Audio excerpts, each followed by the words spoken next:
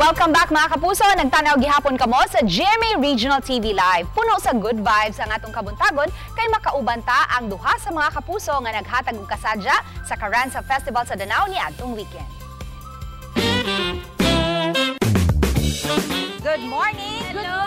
Welcome to Cebu. Okay. At sa mga kapuso po natin sa Eastern Visayas, ito po talagang minemorize ko to. 1 year na, just kidding, okay? Ngayon lamang po, Maumay Hanaga. Okay. Tama po? Yes, Maumay Hanaga sa mga kapuso natin sa Eastern Visayas. Yay! Did I get it? Did I get it? Maupay Hanaga, yes. Yes. Okay. And we are so happy to have you here sa studio kasi before, via Zoom lang. Tama. Yes, Finally naabutan ko personal yun. na. Nag-Zoom Oo. ako dito. How does it feel na balik na tayo sa mga face-to-face shows, regional shows? Ay, syempre, ang laking ano po nun, mga kapuso, yung ang laking ginhawa.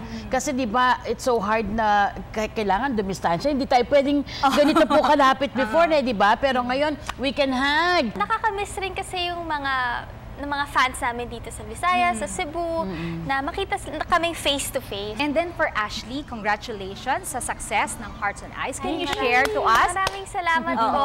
Siyempre gusto ko magpasalamat sa lahat ng mga taong sumubaybay ng Hearts and Eyes. Actually, dito sa Cebu, tatlo lang kasi yung skating rink dito sa Philippines. At isa dito is nasa Cebu. Na-try ko na mag-skate sa Cebu noon. So, nakakasad lang din kasi hindi ako nakapag-perform sa skating rink. Pero pangarap ko talaga mag-perform sa seaside. And for Miss May naman, you are such a happy pill po as a person. Where do you get that inspiration and that strength na palaging happy lang? Well, sana ha, lalo na nung after pandemic, syempre mas na-realize natin kung gaano tayo dapat ka-grateful. Sana palaging ganon, pero syempre times like this, kung gaano ka-special itong like itong sa studio and yung ma-witness mo yung Carranza Festival, talagang kailangan maging maging jolly at masaya. Yes. Yun, pero gusto ko ding i-promote syempre yung Unbreak My Heart. Okay, eto na, yung exciting part. I Ayun. will teach you the phrase in Cebuano. Okay po. So you have to repeat after me. Okay. Okay. So mag-uba na usab ta, sunod si Mana mga kapuso, gihigugma ta mo. Wait. Mahirap ba? One sentence at a time lang. Sige, please. Opo. Okay. Mag-uba na sabta, sunod si Mana mga kapuso. Mag-uba santa sumugta nama. Mag-uban? Mag-uban? Mag-uban? Nasabta. Mag-uban Nasabta? Sunod si Mana. Sunod si Sunod si Mana. Mana. Okay. Nag-ubas. Mag-uban. Mag-uban. Si Semana, nagkaroon na ng... Uban? Oo, tumatanda na. So, nagkaroon na ng uban. Tama po? Okay, sige. We'll see each other next week. Parang ganun. Mag-uban. Mag-uban na usabta, sunod si Mana, mga kapuso. Mag-uban sunabta. Nasabta. Nasabta. Again, kasi nasab is again. Mag-uba. Nasabta. Mag-uban nasabta. Sunod semana mga kapuso. Yeah. You got it.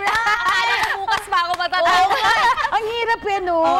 And then, gihigugma tamo. Alam ko Ang yan. cute. Gihigug. Mahal ko kayo. Wow. Very okay. And then, finally, message of hope sa ating mga kapuso. Whatever the circumstances, R is, diba?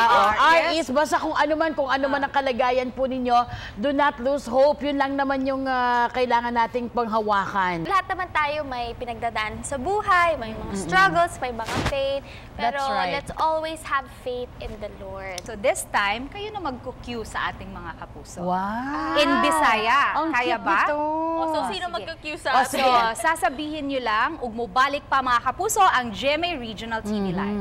O mabalik pa mga kapuso ang GMA Regional TV Live.